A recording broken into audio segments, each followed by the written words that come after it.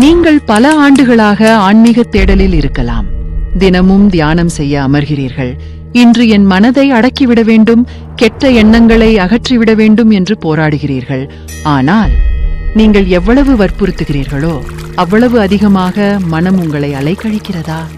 தியானம் வேறு, ஞானம் வேறு.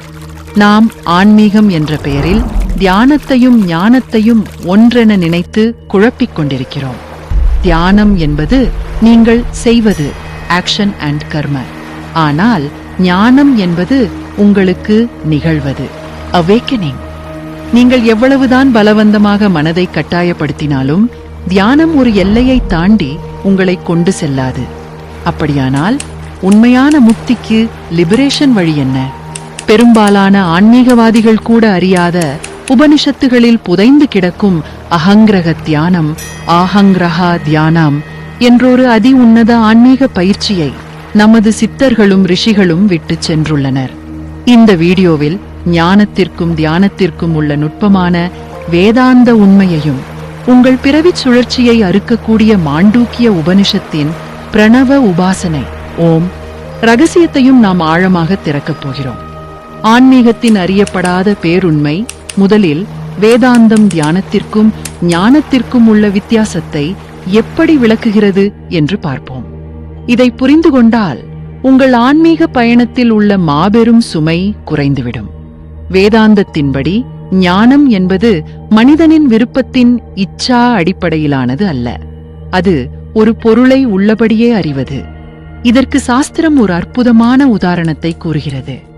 ஆவணி மாத விநாயகர் சதுர்த்தி அன்று சந்திரனை பார்க்கக்கூடாது என்று ஒரு சாஸ்திர விதி நிஷேதம் உண்டு.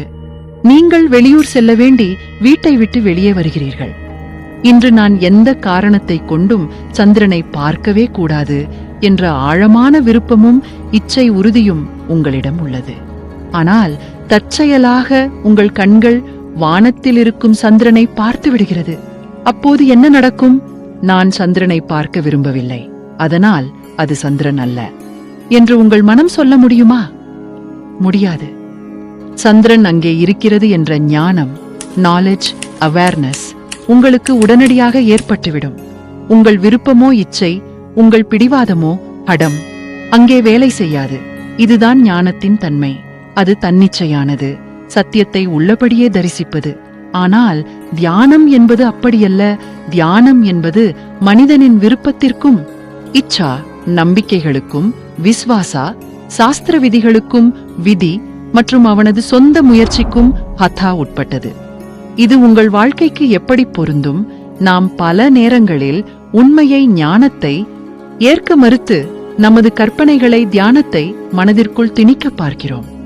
நான் அமைதியாக இருக்கிறேன், எனக்கு கோபம் வரவில்லை என்று வெளியுலகிற்கு உங்களை நீங்களே பலவந்தமாக தியானித்துக் கொள்கிறீர்கள். ஆனால் உள்ளே அலைகள் கொந்தளித்துக் கொண்டிருக்கும். உள்ளே இருக்கும் சத்தியத்தை, ஞானத்தை அங்கீகரிக்காமல் வெளிப்பூச்சாக செய்யப்படும் எந்த தியானமும் உங்களுக்கு நிரந்தர அமைதியை தராது. உண்மையை உள்ளபடியே தரிசிக்கும் அந்த அபரோக்ஷ ஞானம், டைரக்ட் ரியலைசேஷன் கைகூடும் போதே ஆத்மா விடுதலை அடைகிறது. ஆனால் அந்த பேரொளியான பிரம்மத்தை நேரடியாக உணரும் அந்த ஞானம் உடனடியாக எல்லோருக்கும் கைகூடுவதில்லை. முற்பிறவிகளின் கர்ம வினைகளாலும் புத்தியின் மந்தத்தன்மையாலும் பலரால் அந்த பரம்பொருளை நேரடியாக உணர முடிவதில்லை. அப்படியான ஜீவன்களுக்கு என்னதான் தீர்வு? இங்குதான் பண்டைய ரிஷிகள் ஒரு மாபெரும் கருவியை கொடுத்தார்கள்.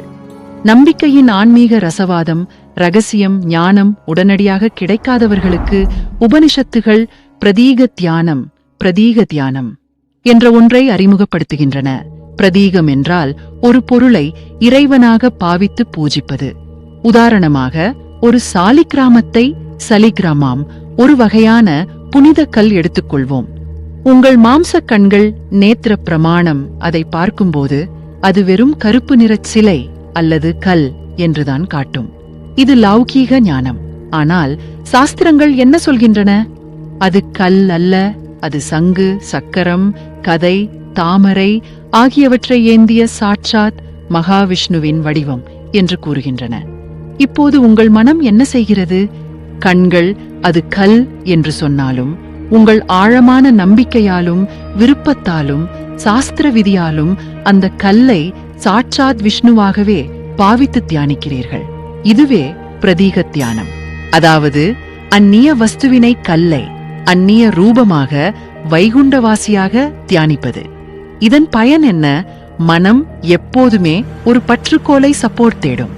நேரடியாக அரூபமான இறைவனை தியானிக்க முடியாதவர்களுக்கு இந்த பிரதீக தியானம் மனதை ஒருமுகப்படுத்தி தெய்வ பக்தியை வளர்த்து உத்தம லோகங்களை, புண்ணிய லோகங்களை அடையச் செய்கிறது. நவீன மனித மனமும் இப்படித்தான் இயங்குகிறது. ஒரு காகிதத்தை பார்த்தால் அது வெறும் காகிதம். ஆனால் அதில் தேசத்தந்தையின் படமும் முத்திரையும் இருந்தால் நீங்கள் அதை பணமாக மதிக்கிறீர்கள் அல்லவா? இதே நம்பிக்கையை ஆன்மீகத்தில் செலுத்தும் போதே அங்கு தெய்வ சாநியம் வெளிப்படுகிறது. ஆனால் சாஸ்திரம் இங்கு ஒரு பெரிய தடையை உணர்த்துகிறது.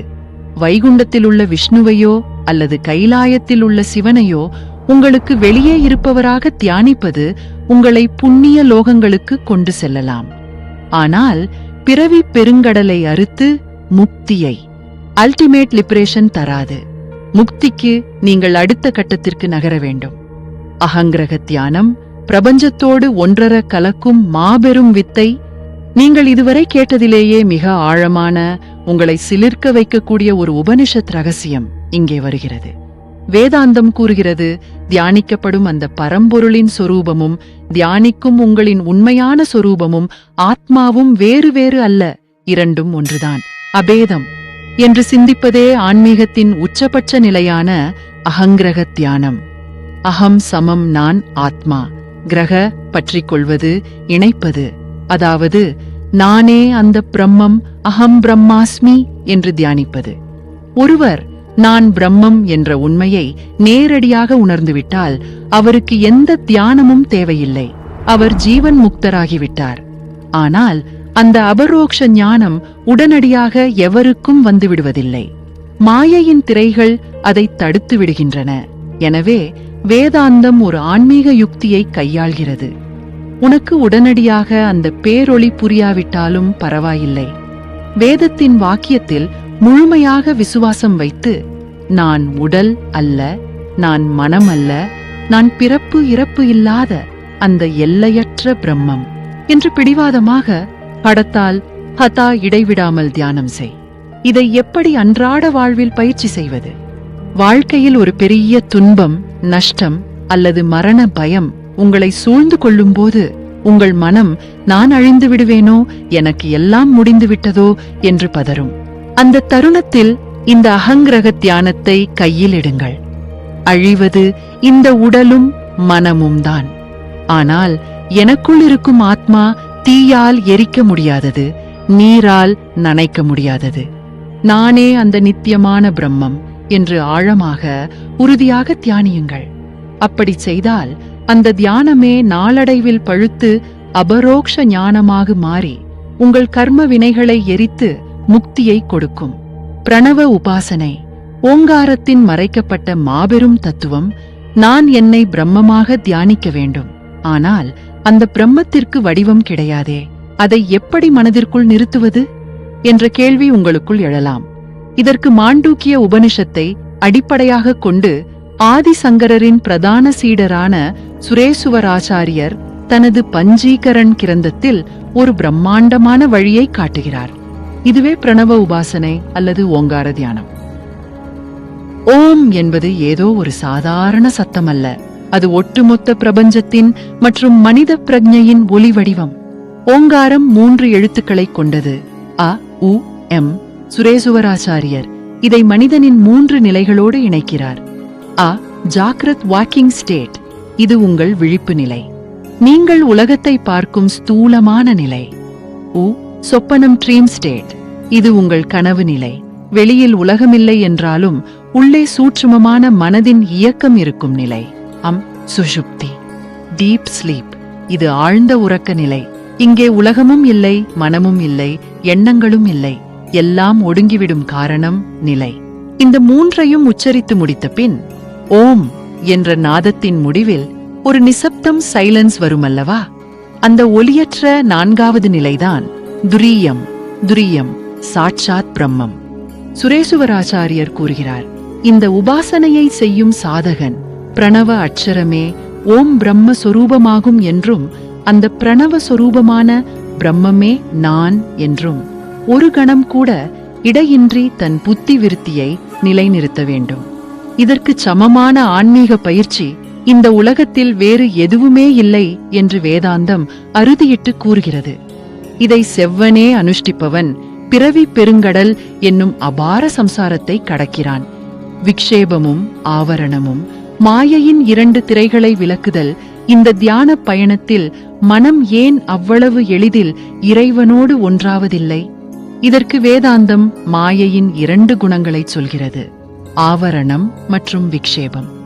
ஆவரணம் வெயில் ஆஃப் இக்னோரன்ஸ். இது சத்தியத்தை மறைக்கும் இருட்டு திரை. நானே ஆத்மா என்ற உண்மையை அறியாமை என்னும் இருள் மூடியிருக்கிறது. விக்ஷேபம் டிஸ்ட்ராக்ஷன், ரெஸ்ட்லெஸ்னஸ், மனதின் அலைபாயும் தன்மை. மூடிய திரையின் மேல் விதவிதமான உலக ஆசைகளையும் கற்பனைகளையும் ஓடவிடும் தன்மை இது. ஒரு சத்சங்கத்திலோ அல்லது ஒரு கணத்திலோ நான் உடல் அல்ல ஆத்மா என்ற ஞானம் உங்களுக்கு தோன்றும்.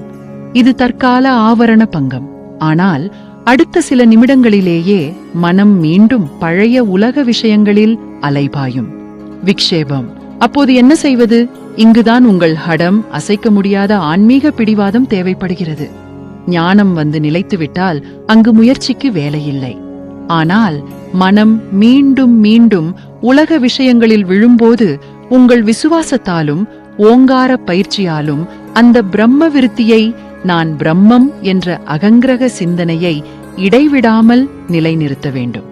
அதுவே நாளடைவில் மாயையின் திரையை நிரந்தரமாக கிழித்து உங்களை முக்தியில் சேர்க்கும். முடிவுரை. நீங்களே அந்த எல்லையற்ற பேரொளி. உங்களை சுற்றியுள்ள உலகம் என்பது உங்கள் அறியாமையால் உருவாக்கப்பட்ட ஒரு தோற்றமே. ஒரு சாதாரண கல் சாஸ்திர நம்பிக்கையால் சாட்சாத் விஷ்ணுவாக மாறுகிறது என்றால், வாழ்நாள் முழுவதும் நான் கவலைகளால் சூழப்பட்ட ஒரு சாதாரண மனிதன், நான் ஒரு பாவி, எனக்கு விடிவே இல்லை என்று அறியாமையில் தியானிப்பது உங்களை எப்படி ஒரு குறுகிய பிறவிச் சுழற்சிக்குள் அடைத்து வைத்திருக்கும் என்று சிந்தித்துப் பாருங்கள். இன்றிலிருந்து உங்கள் தியானத்தின் நோக்கத்தை மாற்றுங்கள். ஏதோ ஒரு லௌகீக பொருளை அடைவதற்காக தியானம் செய்யாதீர்கள். நீங்கள் ஏற்கனவே அந்த எல்லையற்ற பிரம்மமாகத்தான் இருக்கிறீர்கள் என்ற சத்தியத்தை உணர்வதற்காகவே தியானம் செய்யுங்கள். உங்கள் மூச்சு உள்ளே செல்லும்போது அந்த பிரபஞ்ச நாதமான ஓம் என்பதை உணருங்கள். அது வெளியே வரும்போது உங்களின் நான், எனது என்ற அகங்காரமும் அதோடு சேர்ந்து பிரபஞ்சத்தில் கரைந்து போவதாக பாவியுங்கள். அந்த நாதத்தின் முடிவில் எஞ்சியிருக்கும் அமைதி நீங்கள்தான். உங்கள் ஆழமான சிந்தனைகளை கமெண்டில் பதிவு செய்யுங்கள். இந்த மாபெரும் வேதாந்த ரகசியம் உங்களுக்கு புதிய ஆன்மீக ஒளியை கொடுத்திருந்தால், மெய்ஞான தேடலில் இருக்கும் உங்கள் நண்பர்களுடனும் பகிர்ந்து கொள்ளுங்கள். மீண்டும் ஒரு மகத்தான ஆன்மீக பேருண்மையுடன் சந்திப்போம். நன்றி.